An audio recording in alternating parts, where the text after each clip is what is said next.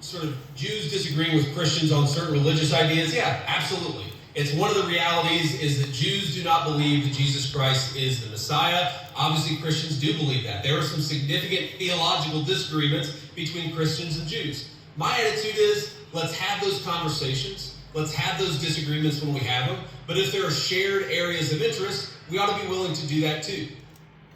So, very interesting. So this is our newly converted Roman Catholic Vice President of the United States of America, JDVance. And so he's answering to a student who in Tulsa on Reformation Day, 31st of October. And he was asking, so why are we supporting basically ethnic cleansing?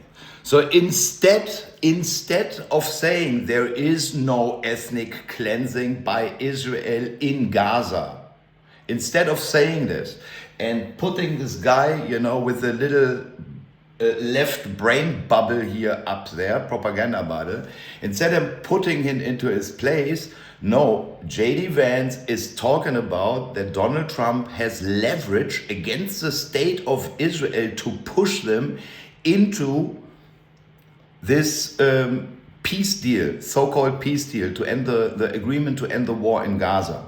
Now, and then he pulls out the biggest difference between Jews and Christians, because this fellow meant indeed that Israel is persecuting Christians.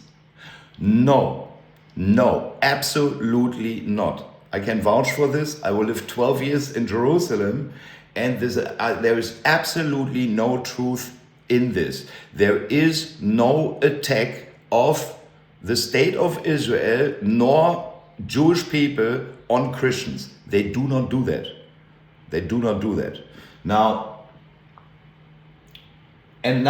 he packs out, basically says, okay, the biggest difference between Jews and Christians is that Jesus Christ is the Messiah. And Jews do not believe this. So this is now the biggest difference, And guys, we talked about this. So if Jesus is not the Messiah, okay, I told you the Jews have to pull out their Messiah. Now, and it's very interesting what he continues now here. For example, one thing I really care about is the preservation of the Church of the Holy Sepulchre in Jerusalem. Christians believe that is the site where Jesus Christ was crucified, and also that his tomb is right there as well. All right. So, of course, the tomb was empty. That was the hoping. So, what he is saying, so he is a Roman Catholic. Very important. Now, Ishai Fleischer had a discussion on this passage, on his channel. And I had the feeling he didn't really know what is going on with him. Now, he was built up by Peter Thiel, to become the next president, whatever. And because of that, he converted to Catholicism. Now, Catholicism was built by Constantine the Great. Started in the Council of Nicaea, the Trinity belief and Eastern and Sunday and so on, all came by Constantine the Great and his mother Helene. So she was a Christian. She was a believer in Jesus Christ. And then she went over to Palestine, the Roman province of Palestine, which is called that way since the year 135. And when she arrived there, so she was asking the local population, okay, where was Jesus crucified and where was he buried and so on. And so then the guys just showed her some places, and this is where now the holy places in Palestine came to being, meaning the Church of the Holy Sepulchre and the Church of the Nativity were basically the ideas of, the belief of the mother of the Caesar, Queen Helene. And this is why we have now the holy places in Palestine. Now, when he says it is his interest that this place is safe, now since 1993, the Vatican and the State of Israel signed a fundamental agreement accepting the UN Resolution 217 and already, so Universal Declaration of Human Rights, that every human has the right to come to Jerusalem to exercise his religion freely. So the Jewish and democratic state of Israel is the only entity in all the last 2,000 years which is honestly guaranteeing the religious rights of their citizens. All of them. I can vouch for this. They really do that. It's a bit problematic, but nevertheless, okay? So there has never been a tax on the Holy Sepulchre. Never. Church of the Holy Sepulchre. So when he said, so he is interested in securing this, yeah, it's secure. The state of Israel is the only state who makes this possible, and even, limiting the religious freedom of their own citizens to go up to the Temple Mount. So this is a phony argument what he's doing here.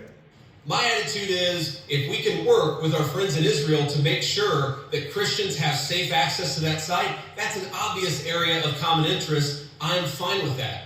Or this is he's fine, so when Christians have freely access, secure access, yeah, they do. They come with groups. It's like, the Gentiles are trampling the holy city of Jerusalem, filling it with idol worship and stuff like this. So he is absolutely fine with this. So it's something which is like absolutely normal.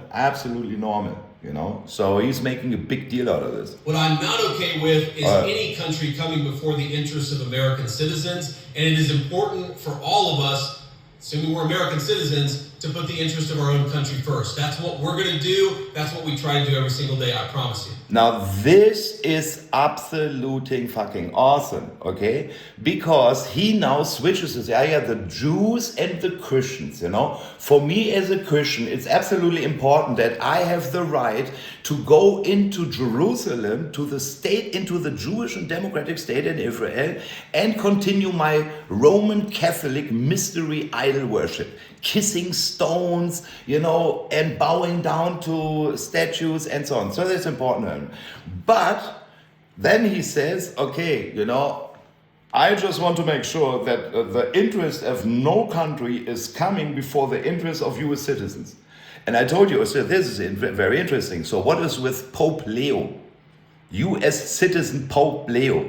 He is going against the interest of the United States. So what is with US citizen, Rabbi Joseph Edery, US citizen Tovia Singer, US citizen, I can continue now the whole line of spiel where I'm saying, okay, so you have US citizens who are Jewish, obviously, and who obviously do not believe that Jesus Christ is the Messiah. So now what he is saying here is so that what's with the dual citizenships? What's now with the dual citizenships that Jewish guys in America, US citizen, so what's the scoop here? So they do not, is there implying that there is like, this dual loyalty? What is this? So this is coming from the vice president. So this is very strange, guys. Okay, I hope you understand this. So what I suggest is JDVance knows, of course, that the real Messiah is already, the footsteps of Messiah are already visible. So, and he is pulling this topic now on the top of the agenda. Think about this.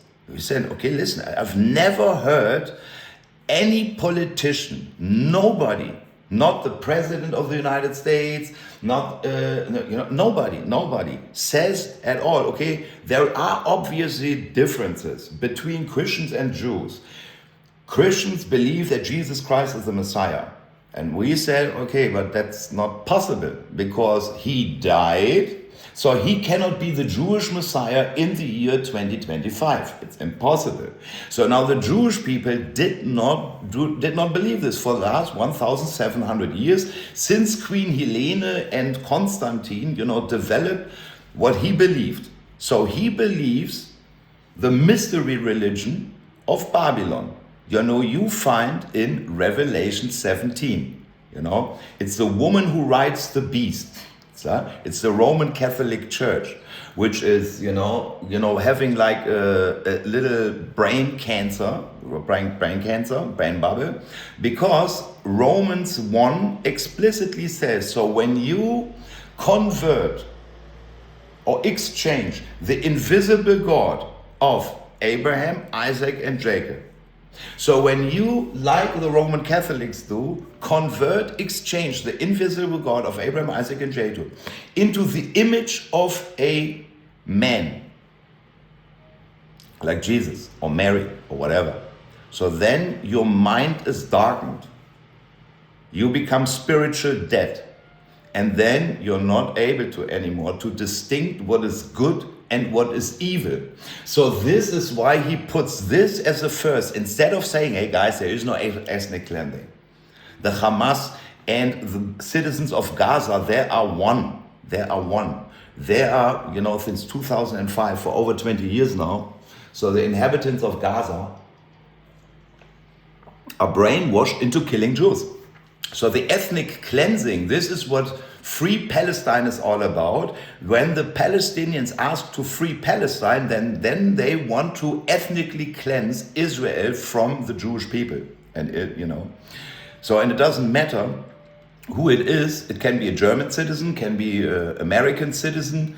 They do not make a distinction. So instead of saying this, so he's pointing out that, the Pope, he made some issues, okay?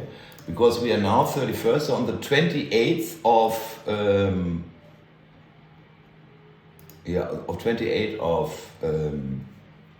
October. So we had Nostra Aetate, 60 years of Nostra Aetate. And now we have here, the whole difference between Christians and Jews, Dear friends, the Pope said, we must dream of and build a more humble church, whatever that means, a church that does not stand upright like the Pharisees. Think about this. So what they're accusing actually is says, listen, the church, the Christians, we believe in the real Messiah and we humble ourselves, but these Pharisees. So when he's talking about the Pharisees, so who is he talking about? So by the way, I tried to, put my new Torah.de, so I'm currently revamping, but, so, let's see. So here, these are the Pharisees, our Pharisees from the Sanhedrin. So this is what he's talking about. So the Pope and JDVance, they say, okay, listen, we want to be a humble church and not standing upright like these Pharisees, Yeah? So when you're standing upright, like the Nation of Ephraim, like the Sanhedrin, like the real Pharisees of this age, that's not what the church wants to be. The church, they want to continue to be a harlot, all right, and suck everything in. So a church that does not stand upright like the Pharisee, triumphant and inflated with pride. Inflated with pride. Think about this, So this is what they say. But bent down to wash the feet of humanity. So you have to bend down. Bend down. To wash the feet of humanity. And so, what? So this is the difference, because they believe that the Jewish Messiah ordered us to bend down to wash the feet of humanity. How did he come up with that stuff? But a church that does not judge as the Pharisee does the tax collector. So the Pharisees judge, so he's taking, reference to the Gospel of Luke. Yeah? So the Pharisees judge, absolutely. We judge everybody, absolutely. Yeah, and there are a lot of people, they say, okay, are we now in the end times? Are we allowed to judge people? Or do we have to suck in everything? Do we have to bend down to wash the feet, of terrorists, of rapists, and so on? I said, no, absolutely not. We judge people according to what they do. Yeah, because we are talking about Israel. Now, we have to definitely say, also to this, to JDVance and so on, so we would judge them too, of course. So this is very well noted now, JD, that you follow up this guy. So you don't think about, though he is a US citizen. He's a US citizen. So this US citizen tells, the whole church, all the Christians, to wash the feet of humanity. So I really wonder how that works with the America First agenda. I mean, this guy becomes now, a US citizen becomes now the moral teacher of the world. The moral teacher of the world. And tells the world, listen, here, the Pharisees, no, we have to bow down, we have to bend over. So he is a communist, if you understand this, So communism is coming into the back door now via Catholicism, So a church that does not judge as the Pharisees does the tax collector, but becomes a welcoming place for all, meaning for rapists, for LGBT, for everybody. It doesn't matter. The sin doesn't matter anymore. So to live a holy lifestyle doesn't matter anymore, because the church is only there now to bending over and washing the feet of humanity. Yeah. So to wash everybody's feet. So this whole communist idea, we make everybody poor and then serve the poor. Is now a welcoming place for all. A church that does not close in on itself, but remains attentive to God, so that it can similarly listen to everyone. So they want to be attentive to God, to listen to everyone. I mean, what? God is omnipresent, so he listens to prayers, and they now want to listen to all the voices of everyone. Let us commit ourselves to building a church that is entirely synodal, ministerial, and attracted to Christ. Yeah. So that's what the Pope says.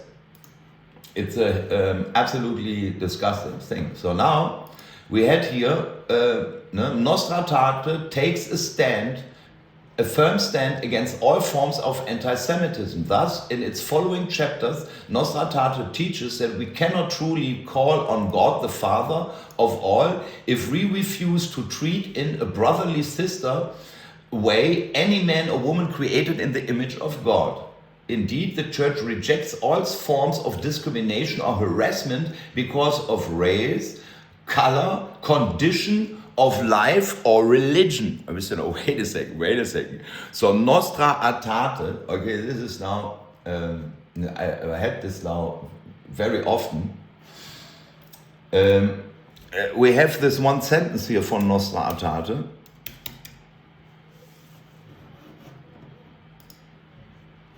Here we go. Yeah, so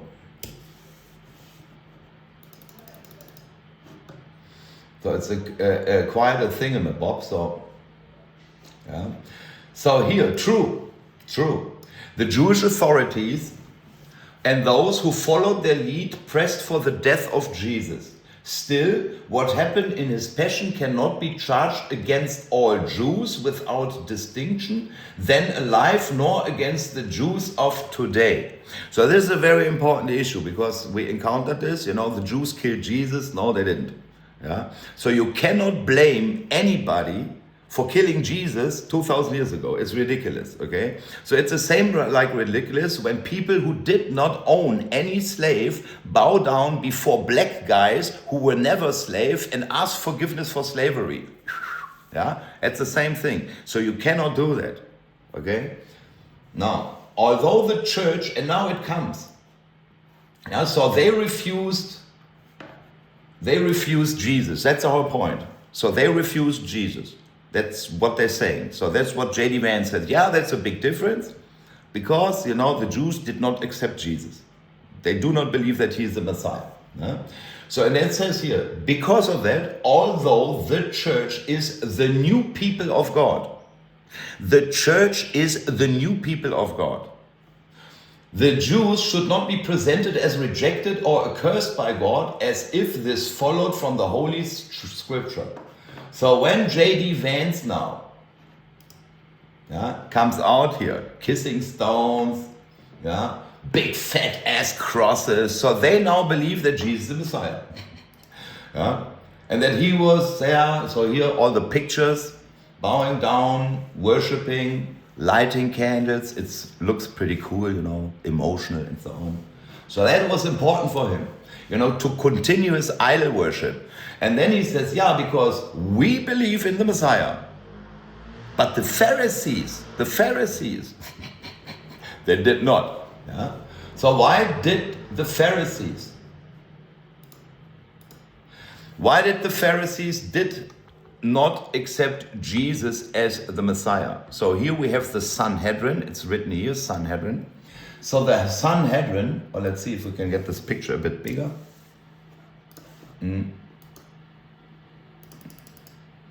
Oh yeah, look at this. So here, so it was a Sanhedrin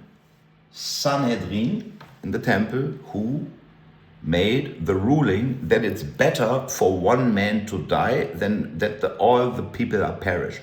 So they handed Jesus over to the justice system because the Sanhedrin were not allowed for the last 2,200 years or something like this to put people to death. They couldn't execute death penalties.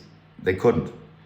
So, and it is not known that the Sanhedrin, actually issued a death penalty because you need 70 anonymous votes that somebody is executed to death. So it's described in Sanhedrin 37a that for a capital punishment, you need witnesses, there has to be court, there has to cross-examination, and so on and so on. And according to the records of the Sanhedrin, whatever is known, so in the Second Temple period, it is not known that the Sanhedrin actually, put somebody to death, executed the judgment. It did not. Yeah, but nevertheless, so that is the Sanhedrin, which is said in John 11, who made the ruling that the leader of the Sanhedrin decided to hand Jesus over to the Roman justice system, for democratic purposes. They said, now the Jews do not believe, blah, blah, blah. So whatever. So anyhow, so that is the same Sanhedrin which convened in 2004, and these Pharisees are the people where Jesus said, if your righteousness does not surpass that of the righteousness of the Pharisees, you will not enter the kingdom of heaven. You will not. Meaning, so saying, hey, listen, we go to Jerusalem and we do not accept that the Jews, the Pharisees, oh my gosh, they did not bend down. Look at this, we bend down. Guys, it becomes more and more ridiculous. I hope you understand this, all right? So JDVance is coming to my city, So we set up the Sanhedrin, and then he's saying, but hey, listen, the Pharisees, it's not that good because the Jews do not accept Jesus as the Messiah. So now I told all my guys, please, it's very important. If you want to get rid of this, you have to present to the Pope the real Messiah. Yeah?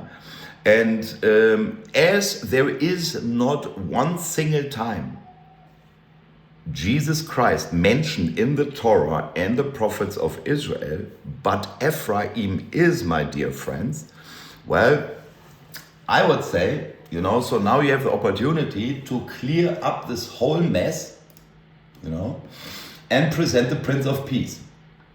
Now that's what JDVance said here before. Yeah, and this is now 21st of October. That is specifically, the birthday of Benjamin Netanyahu and actually my baptism day, 21st October 1967, I was baptized into the church. And then, of course, came to Israel and discarded that all. So we see here now the Roman Catholic JDVance, in Jerusalem 10 days earlier, Bibi's birthday here in the back, so we see the secret Jewish lobby, Jared Kushner, Chabadnik, and so on. So, and of course, he does not believe that Jesus Christ is the Messiah. Of course not. No Chabadnik does this. Nobody. But, so this is JDVance now. That this country, that this region of the world means a great deal to me. And at some point today, I hope to go, or at some point in the next couple of days, I should say, I hope to go to the Church of the Holy Sepulchre, which Christians believe is the site that Jesus... Yeah, so which the Pope believed, that King Helene, she believes. So we had this. Jesus Christ was crucified in. And I know that Christians have many titles for Jesus Christ, and one of them is the Prince of Peace. And I'd ask all people of faith, in particular my fellow Christians, to pray that the Prince of Peace can continue to work a miracle in this region of the world. I think that we have made incredible strides over the past week. We're going to have to make a lot more, but I think with your prayers... So he is asking the Prince of Peace to continuing miracles. Now it has been the biggest confusion or the biggest discussion amongst Jews and Christians. Okay, who actually is the Prince of Peace? Who actually is the Prince of Peace? And I would like to direct you to Zechariah 9, yeah, because that's what the religion is all about. So I have this here in German, and normally in German, for me as a German, for all the German with German blood, like the President of the United States, so this is German. And we have here Zechariah 9, and Zechariah 9 stands in direct contact with the peacification in Gaza, Gaza will lose her king and Ashkelon will be deserted. A mongrel people will occupy Ashdod, and I will put an end to the pride of the Philistines. I will take the blood from their mouth, the forbidden food from between their teeth. Those who are left will belong to our God and become a clan in Judah. So that is what's currently going on in Gaza and the area. That Gaza, of course, so now is taken on by the IDF. They will occupy Gaza, and then the Gazans, they can decide if they want to become a part of Judah, take care, or expelled or get killed, as terrorists. I really do not care. That's currently an issue. It was the Prime Minister of Israel, Ariel Sharon, who decided to withdraw from Gaza. So now when they go back to occupy it, okay, then they know actually pretty much what they do. It will not work to let these people live under their own authority. It's not. So when this happens, so this is directly in contact, the peace in Gaza is in direct contact with Zechariah 9:9. Rejoice greatly, daughter of Zion, shout, daughter Jerusalem, see your king comes to you, righteous and victorious, lowly and riding on a donkey, on a colt, the foal of a donkey. So because Jesus rided on a donkey into Jerusalem, everybody thinks he's the Prince of Peace now. But why? Yeah, because it says here, I will take away the chariots from Ephraim and the war horses from Jerusalem, and the battle bow will be broken. He will proclaim peace to the nation. Not Jesus, Ephraim. Ephraim proclaims peace to the nation after Ephraim put down the battle bow. Yeah. So his rule will extend from sea to sea, from the river to the ends of the earth. So what happened right now is, I will bend Judah as I bend my bow and fill it with Ephraim.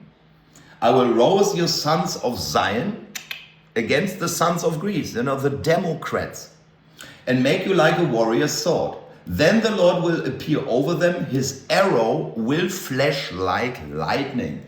So, and it's very important to understand that because the church believes that Jesus, is the Messiah, they said in their dogmatic constitution, Lumen Gentium, that Christ is the Messiah. The Messiah is the light to the nation.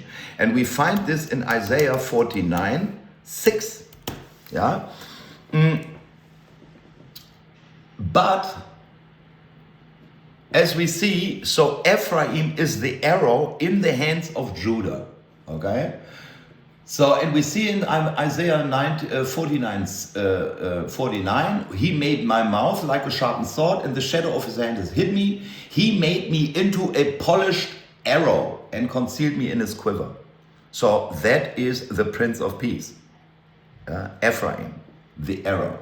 He said to me, you are my servant Israel, in whom I will display my splendor. And now the Lord says, he who formed me in the womb to be his servant, to bring Jacob back to him and gather Israel to himself. For I am honored in the eyes of the Lord, and my God has been my strength. He says, it is too small a thing for you to be my servant, to restore the tribes of Jacob and bring back those of Israel I have kept.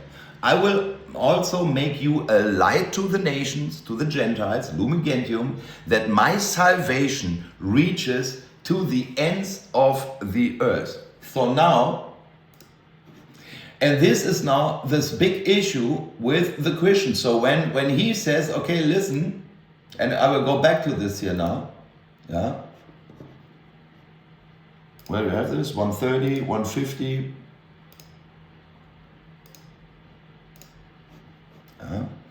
So religious ideas, yeah, absolutely. It's one of the realities is that Jews do not believe that Jesus Christ is the Messiah.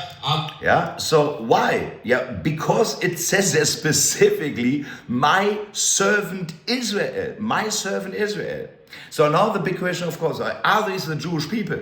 No, they are currently not a light to the nation, because that's, yeah. So it is really the Messiah, but the Messiah is not Jesus. And why? Yeah, because it's not written in Isaiah 49. I just read this to you. Yeah. So, and now this is very important to understand.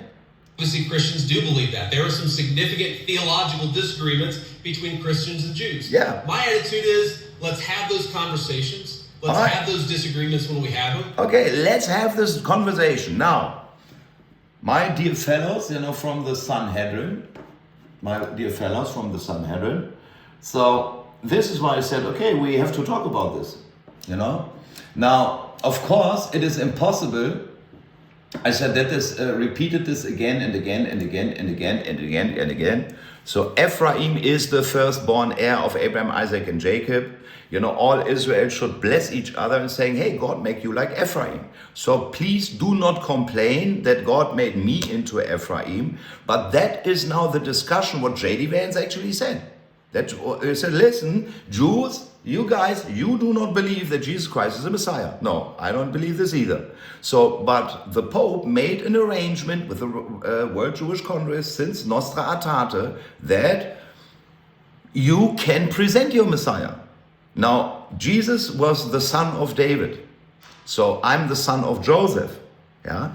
And so now let's talk about this. Let's talk about this very, very serious. Let's have this discussion, JDVance. Let's have this discussion, Mike Huckabee, Tucker Carlson, Mark Levin, and so on. Let's have this discussion. Also, is now Jesus Christ the Messiah? Now the Jews do not believe this, but they can verify Ephraim in all of the scripture. Let's head on to the Sanhedrin and take out the representative of Christ. So he is now the representative of the Messiah until the real Messiah comes. Now he is now a US citizen, a dual citizen, dual loyalty citizen. Yeah? But he made laws that when you present now the Messiah, well, then he has to hand it over, and then JDVance can bend down and wash my feet and your feet too. So, see you soon.